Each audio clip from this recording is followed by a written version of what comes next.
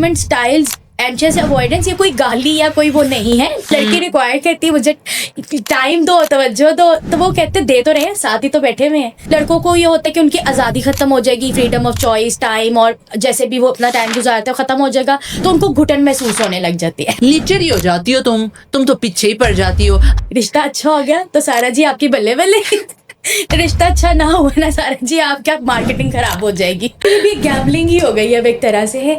चांद जब हासिल हो जाए तो वो चांद कहाँ रहता है कि हमारा अटैचमेंट स्टाइल एंशियस है, हमारे पार्टनर का अवॉइडेंट है, हम अपने पार्टनर पे पीएचडी नहीं कर सकते। सारा शादी जो है ना अब इंसान को भी रिवील कर रही होती है। बिल्कुल ठीक है ना, हमें एट टाइम्स अपनी भी डार्कर साइड या अपनी भी अगलियर साइड का तभी पता चलता है जब हम कहीं पे कमिटेड होते हैं। सबको यही मसला है कि हमारा अटैचमेंट स्टाइल एंशियस है, हमारे पार्टनर का अवॉइडेंट है, हमारा प्री मैरिटल रिलेशनशिप चल रहा है और हम बहुत ज़्यादा डिप्रेस्ड हैं, हम क्या करें? तो सबसे पहले मुझे ये बताएं, लोगों को कैसे पता लगता है कि हमारा एंशियस अटैचमेंट स्टाइल है और अगले का अवॉइडेंट है? ये गूगल से सर्च करते हैं? बताइए क्या, एक होता है अवेयरनेस, ठीक है, दूसरा होता है हाइपर अवेयरनेस, यानी कि इतना ज़्यादा सोशल मीडिया ने वर्ड्स को जो है यूज़ कर लिया है, बहुत ज़्यादा यूज़ कर दिया, और वो भी मुसलसल चीज़ों में कि वो हमें उस चीज़ की नेचुरल या एक एसेंस क्या है वो नहीं पता चलती। ठीक है, एक चीज़ के बारे में आपको पता हो अच्छी बात है, लेकिन जब आप उस पता लगने को बहुत ज़्यादा ही सेल्फ एनालाइज कर लें तो वहाँ पर जो है आप अपने साथ मुझे लगता है कहीं ना कहीं ज़्यादती कर रहे हैं। यानी क्या पता आपका अटैचमेंट स्टाइल जो है वो सिचुएशन टू सिचुएशन वेरी भी करता हो, लेकिन आपने समझ लिया कि नहीं, मैंने 3-4 वीडियो देख ली, उसके अंदर इन्होंने ये बताया था और मैंने कुछ सिचुएशन में अपने आप को ऐसे जज किया है, तो भाई मैं तो एंशियस या अवॉइडेंट या जो भी है, मेरा तो यही अटैचमेंट और स्टाइल है। ऐसे भी तो हो सकता है ना, हम एक इंसान के साथ किसी और अटैचमेंट स्टाइल के साथ पेश आते हो, दूसरे के साथ किसी और तरह से आते हो। बिल्कुल। फैमिली के साथ हमारा अवॉइडेंट अटैचमेंट स्टाइल हो और दूसरों के साथ एंशियस हो, तो I feel like we need to create more awareness on that. बिल्कुल, हाँ, इस पे अवेयरनेस करनी है कि लेबल नहीं करना ना खुद को। एग्जैक्टली, लेबल भी नहीं करना, फ्री फ्लोट छोड़े ना, फ्री फ्लोट छोड़े। आप सिचुएशन के मुताबिक, लोगों के मुताबिक छोड़े और फिर देखें कि कहते हैं ना ऊंट किस करवट जाके बैठते हैं। हाँ, मुझे पता था, ऐसी बड़ी मजे की बातें तो ये और वाली चीज़ तशबीहात हम देने वाले हैं आज की इस पॉडकास्ट में। अच्छा, तो मुझे बताएं कैसे पता लगता है जी एक लड़के को या लड़की को हमारे पार्टनर का अटैचमेंट स्टाइल क्या है, एंशियस क्या है, और क्या कैरेक्टरिस्टिक है एंशियस अटैचमेंट स्टाइल वाले बंदे या बंदी की? ओके, जब हम एंशियस की बात करते हैं ना तो ज़्यादातर पीपल जो होते हैं ना वो सेंसिटिव होते हैं, क्लिंगी नेचर के होते हैं। ठीक है, यानी हर वक्त जुड़ के रहना, चिपक के रहना, उन्हें जो है अपनी क्या कहते हैं, अपनी ज़ात की तसल्ली के लिए दूसरे पे डिपेंड करना अच्छा लगता है। ठीक है, उन्हें होता है कि हमें हर चीज़ के बारे में पहले से ही पता होना चाहिए और उसके अंदर कोई स्पेस वो ज़्यादा नहीं देते हैं। इस तरह की चीज़ें आ जाती हैं, और ये कि कोई लड़ाई झगड़ा या कोई अनकंफर्टेबल सिचुएशन होती है तो वो उन लोगों के लिए बहुत ज़्यादा बर्दाश्त के बाहर हो जाती है। उनसे अपने ही इमोशंस रेगुलेट नहीं होते हैं और उस रेगुलेट इमोशन को करने के लिए वो दूसरे पे एक्सेसिवली डिपेंड कर रहे होते हैं। This is anxious style. जो अवॉइडेंस वाले हैं, क्योंकि वो लगता है कि बहुत पीसफुल है, बहुत काम साइड है, बड़ा उनका सॉफ्ट ऑरा है, एनर्जी है, लेकिन एज सून एज कोई भी डिफिकल्ट सिचुएशन या अनकंफर्टेबल सिचुएशन आती है या कोई ऐसी सिचुएशन जहां आपका पार्टनर आप पे डिपेंड कर रहा है और उनको लगता है कि हम चौक हो रहे हैं, हमारी स्पेस जो है वो कॉम्प्रोमाइज़ हो रही है, तो वो थोड़ा सा पीछे को 1 स्टेप बैक चले जाते हैं। वो डिफ़िकल्ट कन्वर्सेशन या ऐसी चीज़ें जो कि उनसे नहीं कैटर होंगी या उनके इमोशंस जो हैं वो आगे आ जाएंगे, तो वो वहाँ से बैक ऑफ कर जाते हैं। तो ये एक जो है सीक्रेटिव टग ऑफ होते वॉर हैं, चलता रहता है। अवॉइडेंट अटैचमेंट स्टाइल में सीक्रेटिव होना चाहते हैं या वल्नरेबल होने से डरते हैं या कॉन्फ्लिक्ट को अवॉइड करना चाहते हैं? क्या रीजन है नीज़ा? काफ़ी सारी चीज़ें होती है और ये डिपेंड कर रहा होता है पीछे से ब्लूप्रिंट्स क्या आ रहे हैं, यानी फैमिली की तरफ से क्या आ रहा है ना, चाइल्डहुड एक्सपीरियंसेस, घर का माहौल, जब घर में अनकंफर्टेबल गुफ्तगू होती है फाइनेंशियल लिहाज से, किसी घरेलू मामलात के लिहाज से, या फैमिली रिकन्सिलिएशन के कोई मामलात ऐसे होते हैं, तो वहाँ पर वो अपने पेरेंट्स को देख रहे हैं, इर्द गिर्द फ्रेंड्स हैं, फैमिली है, एक्सपोजर डिफरेंट जगह से आ रहा है, तो वहाँ पे वो चीज़ को किस तरह से एक्सपीरियंस कर रहा है। दूसरा, जब भी कोई रिलेशनशिप में जाते हैं ना, तो हम लोगों ने शादी का साथ एक चीज़ बांधी होती है कि जी बहुत रिस्पॉन्सिबिलिटी वाला रिलेशनशिप है। तो आपकी जी लड़कों को ये होता है कि उनकी आज़ादी ख़त्म हो जाएगी, फ्रीडम ऑफ चॉइस, टाइम और जैसे भी वो अपना टाइम गुजारते हो ख़त्म हो जाएगा, तो उनको घुटन महसूस होने लग जाती है। एज सून एज लड़की रिक्वायर करती है मुझे टाइम दो, तवज्जो दो, तो वो कहते दे तो रहे हैं, साथ ही तो बैठे हुए हैं, लेकिन साथ बैठना और एक क्वालिटी टाइम में विदाउट एनी गैजेट साथ बैठना, there is a marked difference. अच्छा, आपने बात की कि पेरेंट्स सिखाते हैं। मैं यहाँ पे बड़े देसी वर्ड, क्योंकि मेरी पॉडकास्ट में हम हर चीज़ के बारे में बात कर रहे होते हैं। पेरेंट्स सिखाते हैं ना बचपन में, लीचर ही हो जाती हो तुम तो पीछे ही पड़ जाती हो। हम एक से दूसरी बात पेरेंट्स से करने जाएँ, मिलेनियल्स या जो पीछे हमारे पास जो भी लोग आ रहे हैं थेरेपी सेशन में, वो बताते हैं, हम पेरेंट्स से बात करने लगे तो वो कहते हैं फिर से तुम वहां से शुरू हो गई हो, फिर तुम्हारा वही मसला, तुम लीचर ना हुआ करो। तो ये कह कह के या बच्चों की इस तरह की कंडीशनिंग कर करके हम किस अटैचमेंट स्टाइल की तरफ बच्चे को ले जाते हैं? अब ये देखिए, जब ज़ाहिरी बात है, जो आप बच्चे को सुबह शाम या ऐसे वल्नरेबल, जिस टाइम बच्चा वल्नरेबल है, आप जब उसको इतने जो है वो हार्श वर्ड्स या लेबल्स उसके साथ अटैच करेंगे, वो उनकी आइडेंटिटी का हिस्सा बन जाते हैं। ठीक है, अब उन्हें लगता है कि मेरा नाम ये है और मैं इस तरह से जानी जाती हूँ। तो ये भी हम बच्चों के अंदर कभी कभार अपनी स्टाइल्स प्रोजेक्ट कर रहे होते हैं, और वही बात है, समा उनके अंदर भी वो एंशियस पैटर्न्स हमें नजर आने लग जाते हैं। यानी जो हम सुनते हैं, ब्रेन उसको रिप्रोग्राम करता है, बिहेवियर्स उसी तरह के हो जाते हैं। मुझे एक केस याद आ गया। आई रिमेम्बर, जो आपने कहा ना मेरा नाम ये है, मेरे पास एक patient I and she was like, मेरा नाम ये है, मैं तो हूँ ही बुरी, मेरा नाम ये है, मैं तो हूँ ही बुरी, मेरा नाम ये है, मैं तो अपने फादर पे चली गई हूँ, मेरा नाम ये है, मैं तो अपनी फूफियों पे चली गई हूँ। उसकी माँ ने उसको कह कह के इतना ज्यादा इस माइंडसेट का बना दिया था कि वो लिटरली लड़की ये कही जा रही थी और रोए जा रही थी। तो आई फील लाइक ये चीजें हमारे आगे रिलेशनशिप में कितना ज्यादा बहुत इम्पैक्ट मैटर करती हैं। करती हैं, बहुत मैटर करती हैं। और आपको पता है, जब ये चीज़ें बहुत ज़्यादा, देखिए हर घर का माहौल खिंचा हुआ नहीं होता, ठीक है, कहीं कहीं से ऐसे भी पार्टनर्स आ रहे होते हैं जो कि सिक्योर अटैचमेंट स्टाइल्स के साथ आ रहे होते हैं। यानी अटैचमेंट स्टाइल्स, एंशियस अवॉइडेंस, ये कोई गाली या कोई वो नहीं है, ठीक है, मतलब लोग इतना ना घबराए कि क्या तो बंदा एंशियस होगा या अवॉइडेंट होगा, नहीं, ये तो सिर्फ एक टर्म्स हैं। अक्सर हेल्दी सिक्योर अटैचमेंट्स के साथ भी लोग आ रहे होते हैं। एट टाइम्स रिश्ते में इनसिक्योरिटी आ जाती है, लेकिन इसका हरगिज ये मतलब नहीं होता कि आपके अंदर कोई ना कोई डिसऑर्डर या कोई क्लिनिकली जो है वो लेबल लग गया आपके साथ। तो ये चीज़ भी समझना ज़रूरी है कि हेल्दी चीज़ें भी होती एक और चीज पे आपने जो बात की कि ये कोई गाली नहीं है कि आपका ये एंग्शियस अटैचमेंट स्टाइल है या ये एंग्शियस अटैचमेंट स्टाइल है। बहुत से लोगों को हमने देखा है प्री मैरिटल फेज में वो आ रहे होते हैं कि मेरा एंग्शियस अटैचमेंट स्टाइल है, प्लीज आप मेरे पार्टनर को चेक करें, इसका भी एंग्शियस होना चाहिए ताकि हम इक्वल एफर्ट डालें। तो ये क्या है कि क्या उसी पार्टनर से शादी करनी चाहिए? ये जो लोगों का क्रेज है कि हम शादी से पहले अगले का अटैचमेंट स्टाइल पूरा इवेल्युएट करवा लेंगे। ठीक है। आप बताएं लोगों को कि थेरेपी सेशंस में ये नहीं होता। नहीं, ऐसा देखिए ना, ये चीज़ तो तब है ना सारा पिच, मुझे बताए शादी का जिस्ट क्या रह गया, ठीक है, शादी का जैसे कि है कि ऑपोजिट जेंडर भी हो, ऑपोजिट चीजें भी हो, हमारा एज भी सेम हो, एजुकेशनल लेवल भी सेम हो, जात डिसलाइकिंग भी सेम हो, जात और पता नहीं क्या, और अब हम अटैचमेंट स्टाइल को भी चेकलिस्ट में लें तो क्या ऐड होगा? करेंगे। यही चीज है कि देखिए ना, डिसलाइक को एक्सेप्ट करना और लाइक्स को चेरिश करना, ये एक हेल्दी मैरिज है ना। हाँ। अगर सब चीजें एक जैसी हो जाएंगी तो आप देखिए, आपको उस रिश्ते में घुटन होने लग जाएगी, आपका रिश्ता ग्रो करना छोड़ देगा। ग्रोथ के लिए कोई ना कोई हर वक्त एक कहते हैं ना, खिंचाव रिश्ते में बना रहना चाहिए, वरना आप एफर्ट पुट करना छोड़ देते हैं, और जहाँ एफर्ट नहीं होती, रिश्ता अपने आप डाउनफॉल में जाना शुरू कर देता है। तो थोड़ा बहुत इनसिक्योर एक दूसरे को रखना, ये मैं कहती ग्रोथ का साइन है। अच्छा, तो बताइए, वो जो हमारे पास लोग आते हैं कि इसका अटैचमेंट स्टाइल चेक करें, मेरा एंग्शियस है, इसका भी एंग्शियस हुआ तो मैं इससे शादी करूंगी, अदरवाइज नहीं, तो इसका क्या करें फिर? मैं तो कहती अपने कंधे पे ना बंदूक रखे चिल्लाने को फौरन ही हटा दे, उनसे कहते आप मेरे पास इवैल्यूएट करने आए थे, मेरी इवैल्यूएशन ये है, आगे डिसीजन आपका, वरना क्या होगा, रिश्ता अच्छा हो गया तो सारा जी आपकी बल्ले बल्ले, रिश्ता अच्छा ना हुआ ना सारा जी, आपका मार्केटिंग खराब हो जाएगी। अच्छा, मुझे एक और चीज बताएं, अटैचमेंट स्टाइल का शादीशुदा जिंदगी में एफर्ट से कितना ताल्लुक है? क्या एंग्शियस वाले को लग रहा होता है कि मैं एफर्ट ज्यादा डाल रहा हूँ और अवॉइडेंट वाला एफर्ट नहीं डाल रहा? इसके पीछे क्या है, हमारी ऑडियंस को बताएं। जो एंजाइटी वाले होते हैं ना, basically they are always in a sense of hurry up, जल्दी जल्दी है, हर चीज में जल्दी है, ठीक है, उनकी जात के अंदर ही ठहराव नहीं है। बेसिकली जब आपकी जात के अंदर ठहराव नहीं ना होता, तो आप अपनी भी एंजाइटी लोगों में या अपने पार्टनर पे मुंतकिल कर रहे होते हैं, क्योंकि वही बात है, आपसे अपनी एंजाइटी संभाली नहीं जा रही। आपको किसी काम की जल्दी है तो आपने समझना है कि ये काम इतना जल्दी नहीं जितना मेरी एंजाइटी या मेरा जो अंदर का एक पैटर्न है वो इसको बना रहा है, जबकि ऐसा नहीं होता। तो बेसिकली जब हम थेरेपी में हमारे पास पेशेंट्स आते हैं ना, तो पहले हम इंडिविजुअल पैटर्न्स असेस करते हैं, फौरन ही कपल या फौरन उन चीज़ों पे नहीं चले जाते। आपके इंडिविजुअल पैटर्न्स क्या हैं, आप चीज़ों को कैसे लेके चलती, सिचुएशन को, कॉन्फ्लिक्ट को, इंटीमेसी को, रिकंसिलिएशन प्रोसेस को प्रायोरिटाइज कैसे करना है, चीज़ों को कहाँ फैमिली को रखना है, कहाँ अपनी चीज़ों को रखना है, रिस्पॉन्सिबिलिटी शिफ्ट कैसे करनी है। तो there are a ton of things जो कि आपकी तरह अलाइन नहीं करेंगी, उसके लिए निगोशिएट करना पड़ेगा, अगले के भी पैटर्न्स को देखना है, आपको भी देखना और बीच का रास्ता अपनाना।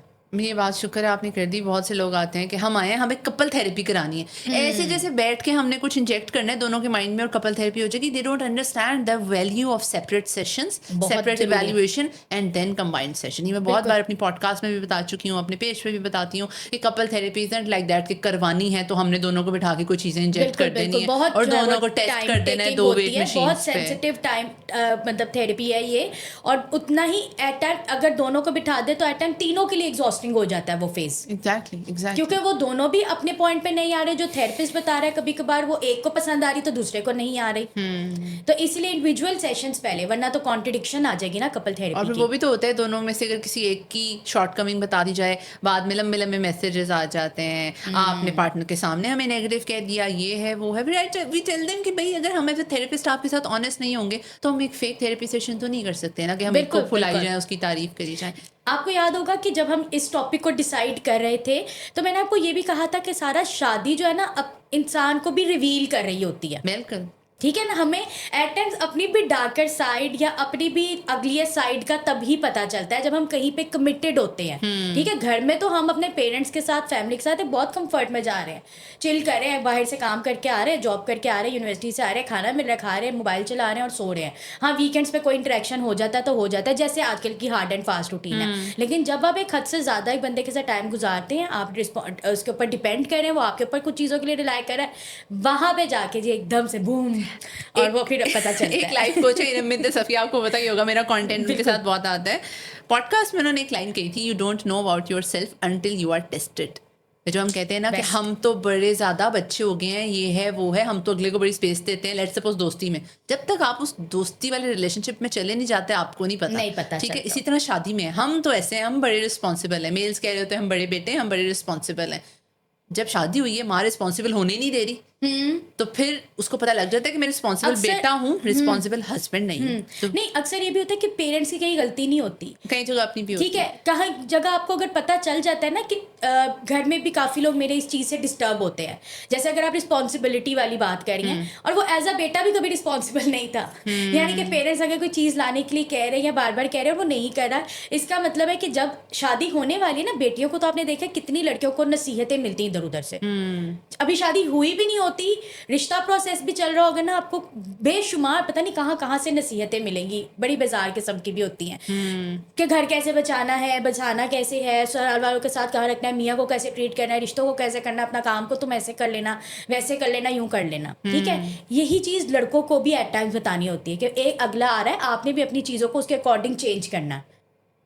अब आपने उसके अकॉर्डिंग अपने इमोशंस, अपनी रिस्पॉन्सिबिलिटी चीज़ों को, क्योंकि अब वो आप पे रिलाई करिए। अब हम बैक सीट चले गए, आप फ्रंट सीट पे आ गए, अब ये फ्रंट सीट आपने संभालनी है, आप लीड करेंगे, वो आपको फॉलो करेगी। सिक्योर अटैचमेंट के बारे में बताएं कि वो क्या है, और क्या सिक्योर अटैचमेंट स्टाइल जिन दोनों पार्टनर्स का है, क्या वो हमेशा शादी कामयाब चलेगी? शादी की कामयाबी की गारंटी तो है ही नहीं, नसीब तो हमेशा से एक बंद मुट्ठी रही है। ओए होए, आपने ठीक है क्या ना? कमाल बात कह दी है। तो ये मैं कहती हूँ ये भी गैम्बलिंग ही हो गई है अब एक तरह से है। तो इसके अंदर जो है ना, सिक्योर अटैचमेंट ये है कि आपको पता है कि आप अपने पार्टनर से डिफिकल्ट टॉपिक्स पे बात कर सकते हैं, ठीक है। आपको पता है आपको उस तरह से जज नहीं किया जाएगा।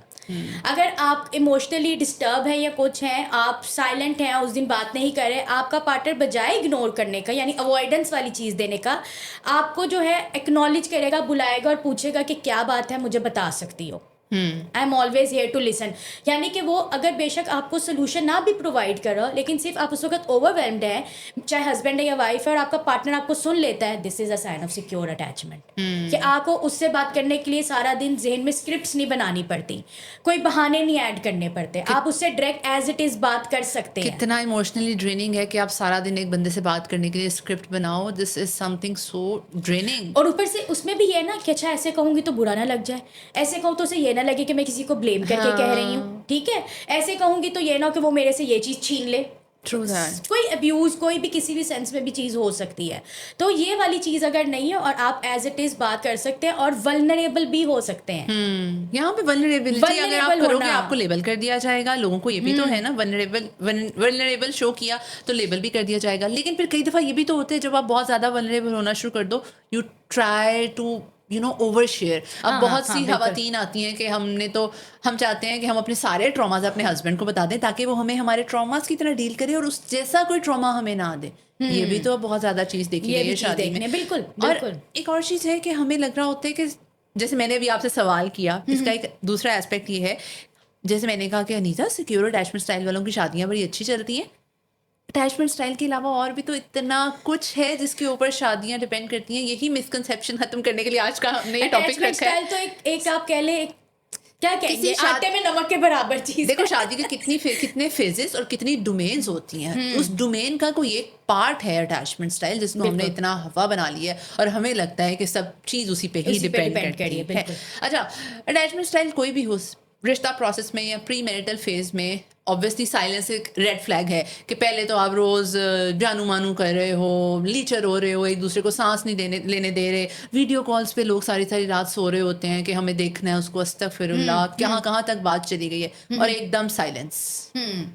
ये क्या है? मुझे बताइए, अटैचमेंट स्टाइल नहीं है लेकिन ऑडियंस के लिए मुझे पूछना है बिल्कुल। कि क्या ये अटैचमेंट स्टाइल है? रिश्ता फेज में एक साइलेंस आ जाना पता है एकदम। क्या, एक चीज है जो पता नहीं कुछ लोग इस चीज को मानते हैं कि नहीं मानते, जब एक चीज आपको मिल जाती है ना, ठीक चांद है, जब हासिल हो जाए तो वो चांद कहाँ रहता फिर है? वो चार्म जो है वो किसी और तरह शिफ्ट हो जाता है, रहता वो चार्म ही है, हाँ, लेकिन इसको हम चार्म खत्म होना नहीं कहते, लेकिन वो किसी और चीज में जा सकता है। ठीक है, ऐसा जैसे आपको मैं सबसे आसान जैसे लोगों को घर से इसलिए एग्जांपल दे रही हूँ क्योंकि घर की एग्जांपल से बंदा अपने रिश्ते में प्रोजेक्ट कर रहा होता है। मैंने बताया ना, वो ब्लूप्रिंट्स है, जो पास्ट की चीज है वो प्रेजेंट में एकदम से एक्टिवेट हो जाती है, आपको पता भी नहीं चलता। बिल्कुल। ठीक है, अब एक ही बहन भाई एक ही घर में रहते हैं, एक ही वालिदैन ने परवरिश की है, लेकिन सबके केयर करने का अंदाज डिफरेंट होगा।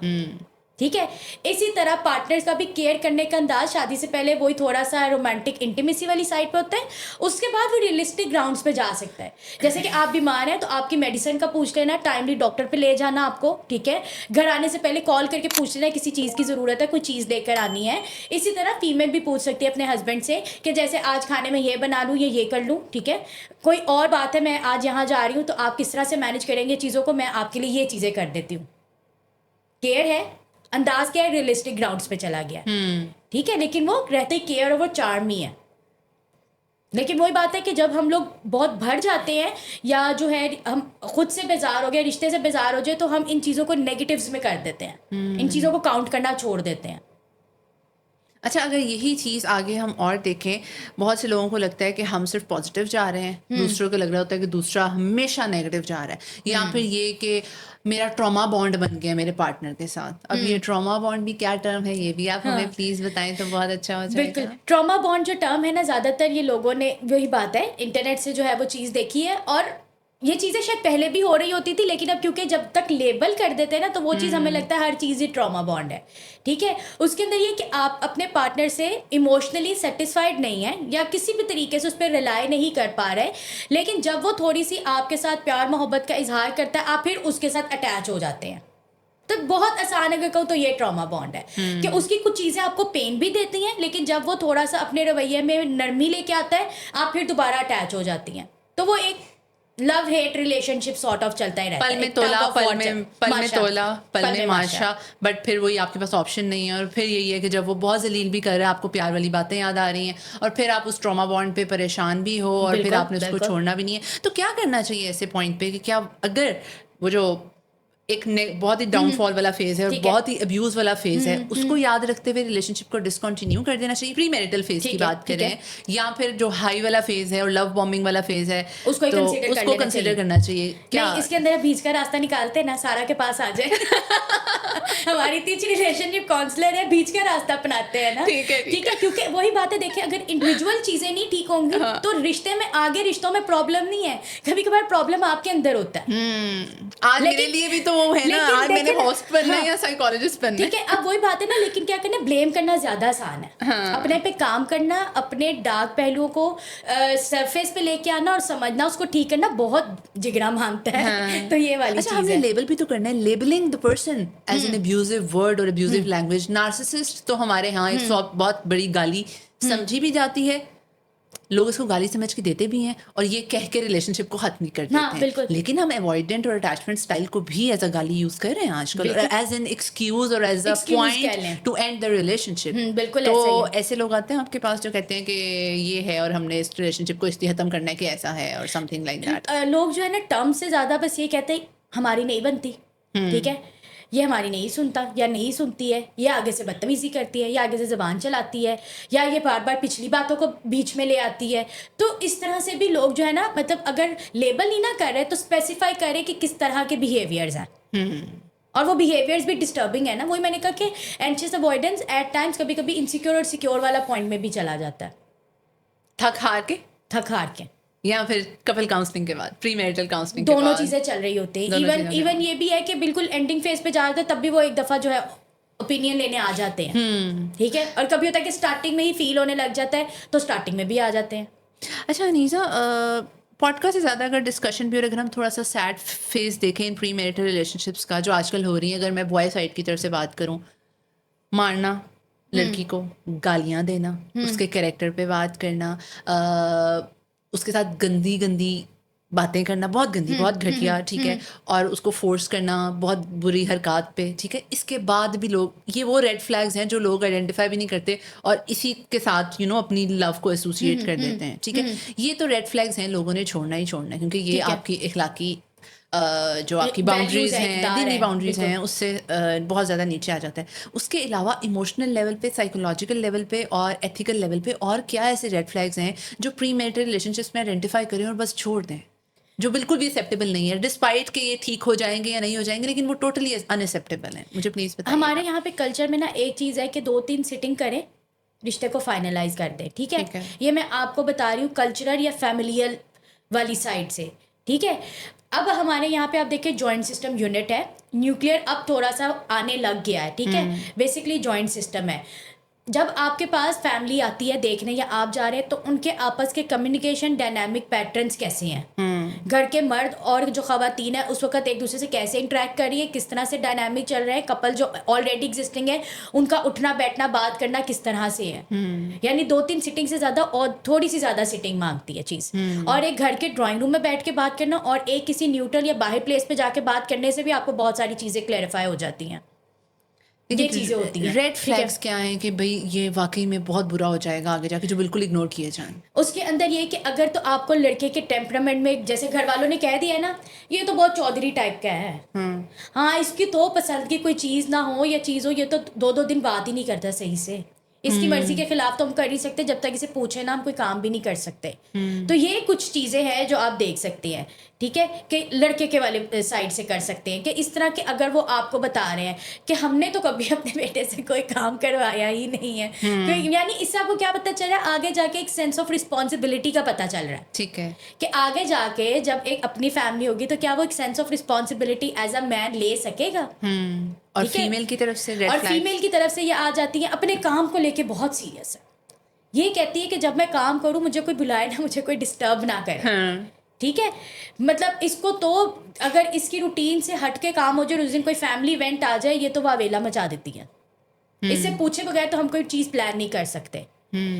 यानी कि थोड़ी सी फीमेल्स की मिजाज में फ्लेक्सिबिलिटी, राइट। ठीक I would like to admire you, माशाल्लाह माशाल्लाह। मेरी Flexibility. जब भी अनीता से बात हुई है, she knows how to prioritise things, you know how to prioritise your husband, your work life, your household things. ये कैसे करती हो नीजा? इसके लिए क्या प्रो टिप्स हैं, प्लीज बताएं। मैं खुद नहीं करती, मुझे लगता है ये इनबिल्ड होती है। यानी वही बात है, आप जिधर से आ रहे हैं, यानी एक लड़की, अब तो जैसे शादी का आपने बैंड देखा 25-30 साल पे जाके ही शादियां वगैरह हो रही बिल्कुल। हैं। यानी अगर एक फीमेल लेट सपोज उसने 25 से 30 साल अपनी एक फैमिली में गुजारे हैं तो उसने बहुत सारी चीज़ें उसके अंदर सिस्टम में आ गई हैं। शादी को चाहे बेशक 3 से 4 साल हुए हों, लेकिन पीछे क्या चल रहा है, वो 30 साल, 3 साल और 30 साल में वेटेज तो है ना कोई, वो चीज़ें आ रही थी। बाकी ये है कि आप खुद अगर आप अपने रिश्ते में सिक्योर होते हैं, एट टाइम देखिए खिंचाव हर रिश्ते में आता है, लेकिन मोस्ट ऑफ द टाइम अगर आपका रिश्ता जो है वो मॉडरेशन में रहता है, बड़ा स्टेबिलिटी में चल रहा होता है, तो ऑटोमेटिकली आपका खुद प्रायोरिटाइज करने का दिल करता है चीज़ों को। अच्छा अनीसा, लोग कहते हैं कि हमने पूरी ज़िंदगी गुज़ारनी है अपने पार्टनर के साथ, हम तो बहुत सोच समझ के जाएँगे। ठीक है। पूरी ज़िंदगी आगे पड़ी हुई है, पता नहीं पहाड़ जैसी ज़िंदगी कैसे गुज़रेगी, और फिर उन्होंने इतना ज़्यादा इवैल्यूएट करना होता है। वो कहती हैं हमें चाइल्डहुड ट्रॉमास का भी पता हो, अपने पार्टनर का एंग्ज़ियस अटैचमेंट स्टाइल अवॉइडेंट का भी पता हो, वो अपने पेरेंट्स के साथ कैसा, क्योंकि हमने कहा है ना कि मर्द को देखना है तो देखें वो अपनी माँ के साथ कैसा है, बहन घर के वालों के साथ। साथ वो कैसा, चाहती है हमें अपनी बिल्कुल। माँ से मिलाओ, बहन से मिलाओ, कज़िन्स के साथ तो तुम ऐसे नहीं हो। 30 साल आज तक, जो आजकल 30 इज़ द न्यू 20 बेसिकली, जो आपकी शादियों के लिए 25 टू 30 या 32 बिल्कुल। पे लोगों की शादियाँ हो रही हैं। तो उस पॉइंट पे आके क्या लोगों को इतना इवैल्यूएट करना चाहिए? पूरी साइकोलॉजिकल प्रोफाइल वाक़ई में चाहिए एक पार्टनर की, या थोड़ा-सा ईज़ी भी लेना चाहिए? नहीं, ईज़ी भी लेना चाहिए, और वही बात है मैंने आपको कहा ना, फ्री फ्लोटिंग छोड़ देना चाहिए चीज़ों हुँ। को, ठीक है? हर चीज़ के बारे में पहले से जान के आप क्या करते हैं, काली ऐनक लगा लेते हैं। हाँ। देन आप उसी ऐनक से ही उसको देखते हैं, यानी एक फ़िल्टर लगा लेते हैं उसका कि ये ऐसा है, अब ये जो एक्शन कर रहा है ये इसलिए कर रहा है क्योंकि जी पास्ट ट्रॉमा ये है। हाँ। अब ये एक्शन इसलिए कर रहा है क्योंकि जी ये घर वालों के साथ ऐसे करता है, मेरे साथ भी ऐसा करेगा, हालाँकि मैं तो इसको ऐसे ट्रीट नहीं करती जैसे इसके अम्मा-अब्बा इसको फलाने ट्रीट करते हैं। और फिर वही ठीक है? खवातीन तो आपने काली ऐनक लगाएँगे, हर चीज़ काली नज़र आएगी। तो वो लेंस हटा दें, ठीक है? टेलीस्कोप से ना देखें। साइकोलॉजिकल पूरा प्रोफाइल का वो एक टेस्ट फिर आँखों के आगे पूरा जो लेंस हटा होता दें, है। ठीक है? हाँ। और इसके और मैं आपको बताऊँ कि हम कभी भी पार्टनर एक दूसरे में पीएचडी नहीं कर सकते, ठीक है? क्योंकि डेली हम इवॉल्व हो रहे हैं, ह्यूमन साइकी क्या है बेसिकली, डेली इवॉल्व हो रही है, हमारी रिसर्चेस डेली आ रही है ना हमारे इमोशंस, मेमोरी, चीज़ों के ऊपर। तो जब एक चीज़ है ही इवॉल्विंग, हाँ। एक चीज़ का कोई स्टैटिक पॉइंट ही नहीं है, इमोशंस डेली इंसान डिफरेंट तरीके से कर रहा है, तो आप कैसे एक ही, वो कहते नहीं है इसको हम कहते हैं क्रॉस सेक्शनल रिसर्च कर सकते हैं कि one point at a time assess कर लिया, उसके बाद जी वो असेसमेंट सालों साल चलती रहेगी। नहीं जी। सो क्या आपने बात की है, हम अपने पार्टनर पे पीएचडी नहीं कर कर सकते। सकते। और आज मैं वो बातें अनीजा को बैठ के सवाल कर रही हूँ जैसे मुझे बिल्कुल भी नहीं पता, और ये क्योंकि ऑब्वियसली इनसे अच्छे जवाब ऐसे कोई नहीं दे सकता, बट स्टिल क्योंकि हम ये वो टॉपिक्स हैं जिसमें हम बात करते रहते हैं, चाहे वो बिल्कुल। टेक्स्ट हो, चाहे वो वॉइस नोट हो, चाहे वो कॉल हो, चाहे कोई वैसी पेशेंट की सोशल रेफरेंस हम गैदरिंग कितनी हो, कर रहे होते हैं, तो डिस्कशंस। हम इसके बारे में डिस्कस कर रहे होते हैं। सो आप अपने पार्टनर पे पीएचडी नहीं कर सकते, ये लिख लें कहीं पे, ठीक है? आपने उस पर थीसिस नहीं लिखना, आपने अपने पार्टनर को एक्सप्लोर नहीं करना। ऐसा नहीं है कि आप लोग मतलब क्या उनकी पूरी साइकोलॉजिकल प्रोफाइल्स निकाल लें। हाँ, वो रिश्ता प्रोफाइल होना बड़ा ज़्यादा ज़रूरी है, हाँ। नेम, एज, रिक्वायरमेंट, लेकिन इतनी ज़्यादा साइकोलॉजिकल प्रोफाइल होना भी ज़रूरी नहीं है। तो प्लीज़ थोड़ा सा नॉर्मल रहें कि किसी का कोई भी अटैचमेंट स्टाइल है, कोई भी नहीं है। अल्लाह का नाम लेके अगर आप प्री मैरिटल फेज़ को एक तो इतना लंबा ना करें, और उसकी लिमिटेशंस को ज़रूर जानें, जो रिलीजियस लिमिटेशंस हैं। हम बिल्कुल भी इस पॉडकास्ट के थ्रू उन रिलेशनशिप्स को एडमायर नहीं कर रहे। अपने पेरेंट्स को ज़रूर इन्वॉल्व करें, और वाक़ई में रिसर्च ना किया करें अपने पार्टनर पे। आई होप सो आपने हमारी आज की इस पॉडकास्ट को बहुत एन्जॉय किया होगा, और मज़ीद टॉपिक्स पे हम बात करते रहेंगे अपनी क्लिनिकल साइकोलॉजिस्ट के साथ, जिनका नाम है मिस अनीसा हबीब।